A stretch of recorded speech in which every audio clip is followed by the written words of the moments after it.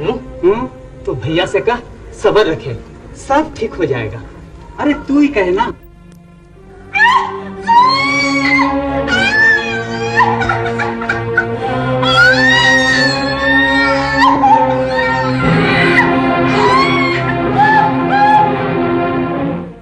हे सिंह बोंगा, दया कर, सभी को जीवन दे। घबराओ मत सुगना भैया, भगवान सिंह मोगा बहुत दयालु, सब ठीक हो जाएगा। आज कौन सा दिन है रे पासना? बृहस्पतिवार। बेटा हुआ है, सिंह बोंगा की कृपा है, सब ठीक है। ये जो आकाश में तारा जन्मा है ना, इससे लगता है यही हम सबका आबा बनेगा। पागल हुए हो तुम दोनों? क्यों? घर में चावल नहीं, ठीक तरह से कपड़े नहीं, ऐसे घरों में देवता जन्मते हैं क्या? देख लेना बड़े भैया, यही हम सबका आबा बनेगा, यही उद्धार करेगा। बृहस्पतिवार को जन्मा है ना, इसका नाम होना चाहिए बिरसा। बिरसा? बिरसा यही नाम रखा है ना उन्होंने। तो कब बड़ा होगा रे बिरसा? 18वीं सदी के ब्रिटिश कालीन भारत में बिरसा का जन्म चालकाड़ के पास उलिहाद गांव में हुआ। उस बालक के रूप में विदेशी दास्ता की जंजीरों में जकड़े भारत के उराव, मुंडा और खड़ी आदिवासियों ने अपना आबा यानी उद्धारक पा लिया। पिता सुगना मुंडा ने दरिद्रता से तंग आकर बालक बिरसा को उसकी मौसी के यहाँ भेज दिया। वो बांसुरी बहुत सुरीली बजाता था। संगीत की तन्मयता में बिरसा इतना खोया रहता कि उसे काम की सुध-बुध भी न रहती। नतीजतन एक दिन मौसी ने उसकी बहुत पिटाई की। डर कर बिरसा भागा हुआ पिता के पास पहुंचा। पिता ने उसे पास के गांव में रिश्तेदारों के यहाँ पहुंचा दिया, जहां वो सालगा नामक गांव में जयपाल नाग की पाठशाला में लोअर परीक्षा पास करके चाईबासा के लूथरन मिशन में भेजा गया। मिशन के स्कूल में पढ़ाई करते हुए बिरसा को भारतीय दास्ता, दरिद्रता और अनेक अन्य दुखों के असली कारणों का ज्ञान हुआ। बिरसा ने शोषण के अनेक दर्दनाक दृश्य देखे। बिरसा जहां जिस ओर जाता उसे बनवासी क्षेत्र के हर गांव में भय, आतंक और दरिद्रता देखने को मिलती।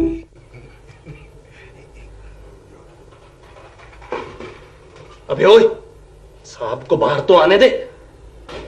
वो सब लोग आ गए ना? हाँ हुजूर, बहुत देर से बाहर बैठे हुए हैं। हाँ। राम राम भैया। राम राम। तुम लोग किस गांव के हो? मैं तमाड़ गांव का कंटा मुंडा हूँ। मैं बुर्रा का माजी हो रहा हूँ। मेरा नाम तोरा मुंडा है, गांव बुरु। मैं बेलिया तोरपा गांव का रहने वाला हूँ, और ये है तीरी। मेरा नाम बिरसा है, बिरसा मुंडा। तुम लोग यहाँ किस काम से आए हो? देखता नहीं, साहब लोग बैठे हैं, इतनी सारी फौज खड़ी है। सलाम साहब। राम राम साहब। Well well, alright alright. Please बैठिए।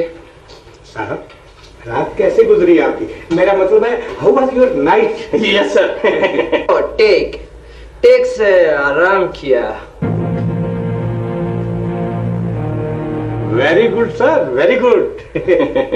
वेल, शिकार का बंदोबस्त किया? Yes sir, yes sir. ए, वो लोग आए? जी साहब। उनको लाइन में लगाओ, हम अभी आते। बहुत अच्छा सर। जय साहब।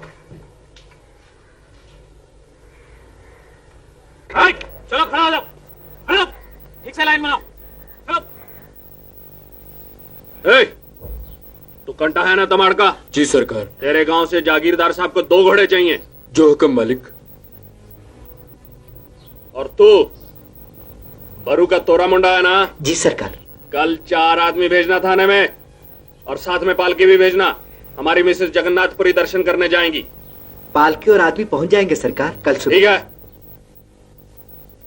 तेरे यहाँ लड़का हुआ है ना? हाँ मालिक। टैक्स भरा तूने? कल ही कचहरी भर के आया हूँ हुजूर। वो पिछले साल तेरे यहाँ एक लड़का होकर मर गया था ना? हाँ सरकार। वो उसका था? सरकार, मेरे यहाँ तो खाने के भी लाले पड़े हुए हैं। अरे उससे कोर्ट कचहरी को क्या लेना है? आज क्या दिन है? शुक्र। अगले शुक्र तक भर देना, समझा? जी हुजूर। और तू कौन है? मैं दाऊद। नहीं, मेरा मतलब बिरसा मुंडा। यहाँ क्या कर रहा है? कुछ नहीं, ऐसे ही। कुछ नहीं? अरे चल यहाँ से, चल। सुना तुमने? साहब आए हैं, उनके लिए शिकार का इंतजाम करना है। 2 बकरे चाहिए, मचान बांधना है और कम से कम 50 हाके वाले होने चाहिए, समझे? गोरे साहबों और उनकी दास्ता में आत्मसम्मान बेच चुके काले भारतीय जमींदारों जागीरदारों के अन्याय की प्रतिक्रिया युवक बिरसा पर हुई और उसने दृढ़ निश्चय किया कि वो विदेशियों की नौकरी कभी नहीं करेगा। इस पर उसके पिता बहुत नाराज हुए।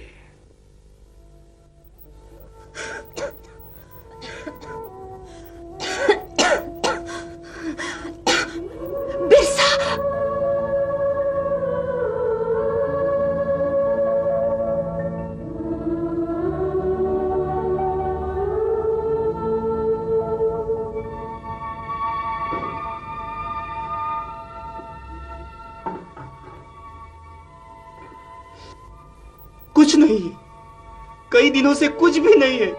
कुछ भी नहीं है बेटा, हम लोग पत्ते उबाल कर और पानी पीकर जी रहे हैं। तू साहब की चाकरी क्यों नहीं कर लेता? ये साहब की नौकरी क्यों करेगा? हाँ? और तुम ही इसे आबा कहती थी ना? ये हमारा आबा है, ये हमारा उद्धारक है, ये हमारा उद्धार करेगा, ये हमें भूखा मारेगा, ये भूखा मारेगा। हमें निकल जा यहाँ से और इन्हें भी ले जा, इनसे भूख नहीं मिटती हमारी। चला जा इस घर से, निकल जा इस घर से और ये पुस्तकें भी ले जा। इन पुस्तकों से हमारी भूख नहीं मिटती, इन्हें भी ले जा।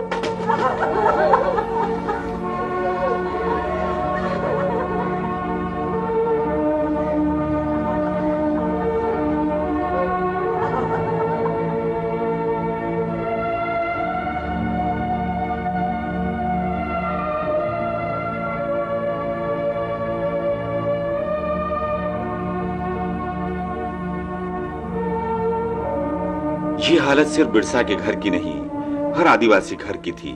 उनकी जो सदियों से जमीन, फसलों और अपने गांवों के मालिक आप थे, पर ईस्ट इंडिया कंपनी ने उन्हें नष्ट कर जमींदार, जागीरदार, जज, कचहरी, जंगल के ठेकेदार और दलाल उन पर लाद दिए। बनवासी अपनी जमीन पर मालिक से नौकर हो गया। वो बेबसी, भूख, अंधविश्वासों और दमन के कारण एक सहमी, लाचार जिंदगी जीने लगा।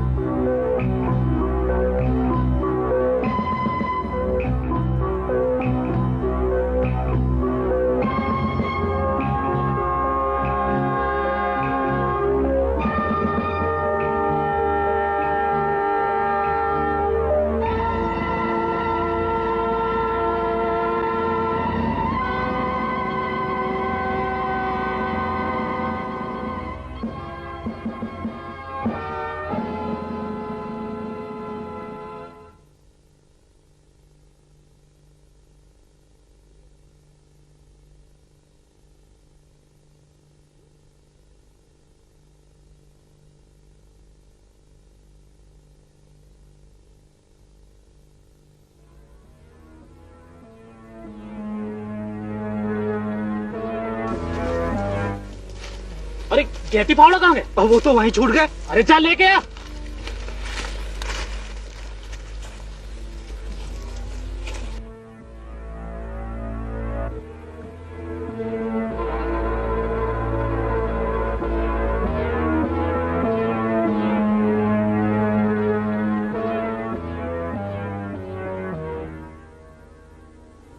और तुम?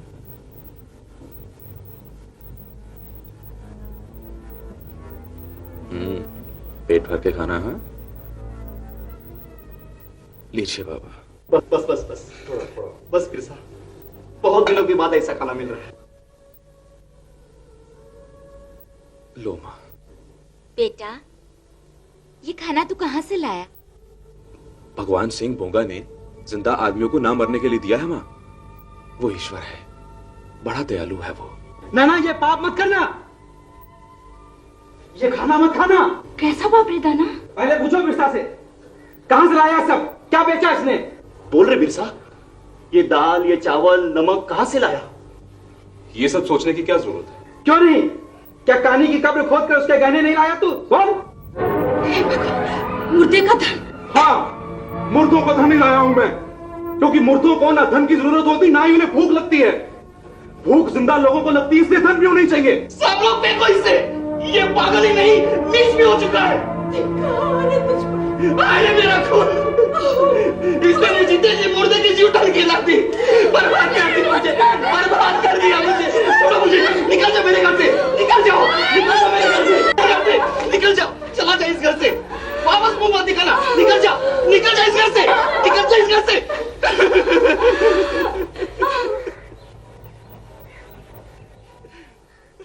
ये घटना सन 1858 के उस दौर की है जब आजादी के लिए फिरंगी से जिहाद छिड़ा हुआ था। बिरसा ने इसी समय में आदिवासी क्षेत्र के विभिन्न स्थानों की लगातार यात्राएं की, अपनी देश और जाति भाइयों की बेबसी का रहस्य समझा, आपसी फूट, गरीबी और जन संगठन का अभाव पाया। उसने उरांव, मुंडा, खड़िया आदि वनवासी मुखियों से भेंट की, उन्हें जागृत किया, शोषित पीड़ित आदिवासियों में ज्ञान और शक्ति की ज्योति जगाई। बिरसा भूखा प्यासा अनेक दिन जंगलों में ही काटता रहा। जहाँ जो प्राकृतिक चीजें उपलब्ध हो जाती उनसे भूख मिटा लेता, किंतु अपना जागृति अभियान चलाए रखता। बोलिए भारत माता की जय, भारत माता की जय, भारत माता की जय, भारत माता की जय, भारत माता की जय।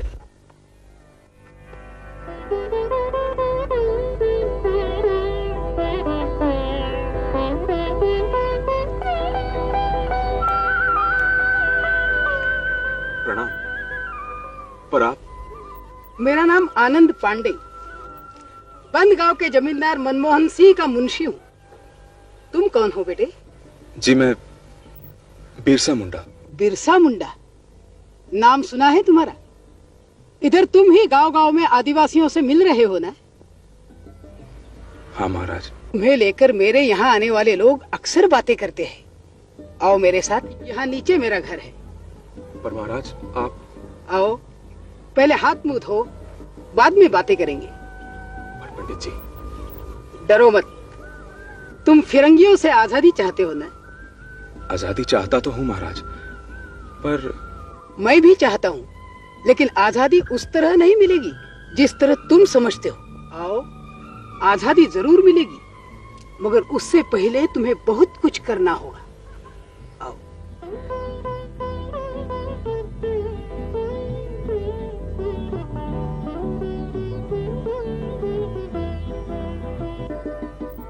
और इस तरह आनंद पांडे की संगति में बिरसा ने बहुत कुछ सीखा, समझा। यहीं उसने रामायण, महाभारत, गीता आदि धर्म ग्रंथों से संस्कृति और समाज की बुनियादी शिक्षा प्राप्त की। बिरसा गहन अध्ययन करता गया और इस अध्ययन के साथ साथ उसने स्वतंत्रता के लिए युद्ध करने के पहले आदिवासी समाज में वैचारिक जागृति पैदा करने पर विचार किया। बिरसा ने भारतीय धर्म ग्रंथों और दर्शन के अध्ययन के अतिरिक्त आयुर्वेदिक ज्ञान भी प्राप्त किया। वो दिन रात वनों में घूमकर जड़ी बूटियां इकट्ठी करता, उनकी औषधियों को लेकर खोज करता और आवश्यकता पड़ने पर प्रयोग भी करता। कहते हैं कि बिरसा ने आश्चर्यजनक बुद्धि कौशल और श्रम से औषधि विज्ञान में प्रगति की। वो बड़ी से बड़ी और पुरानी बीमारियों का इलाज करने की क्षमता प्राप्त कर चुका था।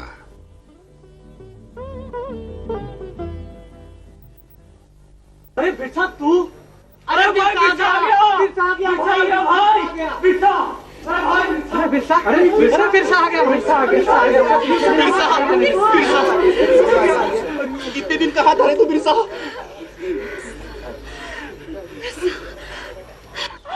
तेरा बेटा आ गया। बिरसा, तेरा माथा कितना चमक रहा है रे। माँ, मैंने भगवान सिंह बोंगा के दर्शन किए। सिंह बोंगा की जय हो। सच, कैसा चमकता है तेरा चेहरा बिरसा। कुछ कहा तुझे सिंह बोंगा ने बिरसा? हाँ बाबा, उसने कहा कि कैसा भी रोगी हो अब मैं उसे ठीक कर सकता हूं। उसने मुझे हुक्म दिया है कि मैं मुंडाओं को फिरंगियों, जमींदारों और जागीरदारों से आजाद करवा दूं। सिंह बोगा, तू बड़ा दयालु है। सुनो, सब ध्यान से सुनो। सिंह बोंगा ने कहा है कि अब मुंडा लोग कंपनी सरकार का हुक्म ना माने, पुलिस, मैजिस्ट्रेट साहब जागीरदार की बेगार ना करें। और अब अगर किसी ने ऐसा किया तो सिंह बोंगा उस पर नाराज होगा, उसका कोप होगा सब पर। नहीं करेंगे, आज से बेगार बिल्कुल नहीं करेंगे। बिल्कुल हम सिंह बोगा को नाराज नहीं कर सकते। बिल्कुल नहीं कर सकते। बिरसा के मुंह से भगवान सिंह बोगा ही बोल रहे हैं। तब भगवान की तरफ से मैं आपसे कुछ वचन लेता हूं। क्या चाहिए? सिंह बोंगा एक है और वो दिव्य प्रकाश के रूप में दिखता है। वही सभी को बनाता है, पालता है और समाप्त कर देता है। सिंह बोंगा ही हमारा संरक्षक है, यह याद रखो। याद रहेगा। और यह भी याद रखो कि भूत प्रेत नहीं होते, उन्हें मत मानो। अनेक देवताओं की पूजा मत करो, सिर्फ सिंह बोंगा को पूजो। सिंह बोगा की ही पूजा करेंगे। सिंह बोंगा किसी भी पशु की बलि चढ़ाने से नाराज होता है। अच्छा, हम सब भूल करते रहे, हमें तो पता ही नहीं था। हाँ हाँ, लेकिन अब नहीं करेंगे। बिरसा कहता है तो आप नहीं करेंगे। नहीं करेंगे। और सुनो, देवताओं की पूजा सिर्फ चावल और पाई से करोगे। और कसम लो कि गाय की सेवा करोगे, सब पशु प्राणियों पर दया रखोगे। कसम लेते हैं। सदा शाकाहारी भोजन करोगे, मांस नहीं खाओगे, नहीं खाएंगे, मदिरा पान नहीं करोगे। सिंह बोगा कहता है तो नहीं करेंगे। तुम लोग अपने अपने घर साफ सुथरे रखोगे, सादा कपड़े पहनोगे, शुद्धता के लिए घर पर सफेद झंडी लहराओगे, बड़े बूढ़ों का आदर करोगे और अपने घर में एक तुलसी का पौधा जरूर लगाओगे। ना कभी झूठ बोलोगे और ना कभी चोरी करोगे। ऐसा ही होगा बिरसा, अब हम सब ऐसा ही करेंगे। ऐसा ही करेंगे। एकजुट रहोगे और कभी आपस में लड़ोगे नहीं, और अपने फैसले हमेशा पंचायत से ही करवाओगे। फैसले तो पंचायत से ही होने चाहिए। पवित्र यज्ञोपवीत पहनोगे और सदा नहाकर ही भोजन करोगे। नहाना तो चाहिए ही। हर बृहस्पतिवार को छुट्टी रखोगे और अपना समय जप और ध्यान में बिताओगे। ऐसा नहीं होगा। तब एक दिन तुम जरूर फिरंगियों की कैद से आजाद हो जाओगे। बस थोड़े दिन इंतजार करना होगा। बिरसा में उनके भगवान सिंह बोंगा की तरह अनेक अद्भुत शक्तियां आ गई। बिरसा के पास दूर दूर आदिवासी गांवों से लोग आने लगे, रोगी, पीड़ित और लाचार। वो उन्हें दवाएं देता, उनकी जांच परख करता और फिर ये औषधियां आश्चर्यजनक प्रभाव दिखाकर रोगियों को ठीक कर देती। छोटा नागपुर क्षेत्र के दूर दराज गांवों से हजारों की तादाद में लोग उसके पास आने लगे थे, कोई इलाज कराने, कोई दर्शन करने।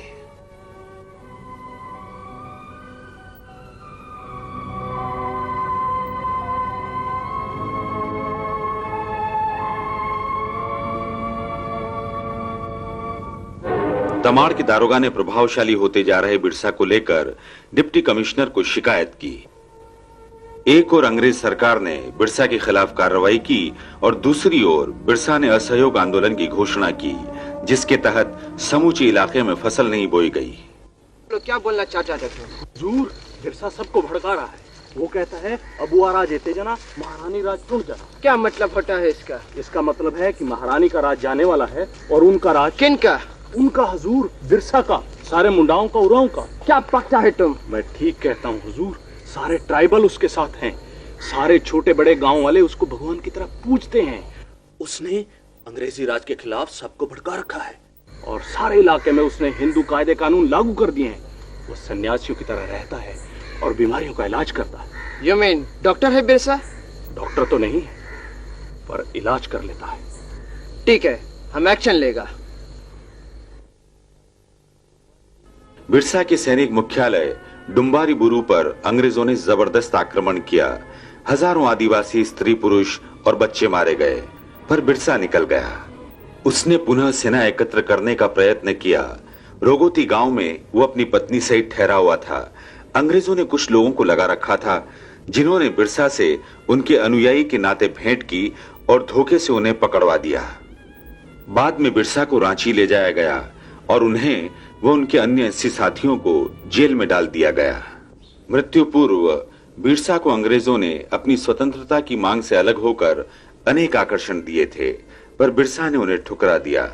उन्हें जमींदारी, विशाल मात्रा में धन संपत्ति देने का प्रलोभन भी दिया गया था, किंतु देशभक्त बिरसा भगवान ने अंतिम श्वास तक केवल आजादी की लड़ाई लड़ी। वो सिर्फ अपनी माटी, धर्म और संस्कृति के प्रति समर्पित रहे। कुछ ही समय बाद अंग्रेज सरकार ने घोषणा की कि बिरसा का निधन हो गया है। मौत का कारण हैजा प्रचारित किया गया, पर कुछ सूत्रों के अनुसार शक्तिशाली बिरसा को धीमे धीमे जहर देकर मारा गया था।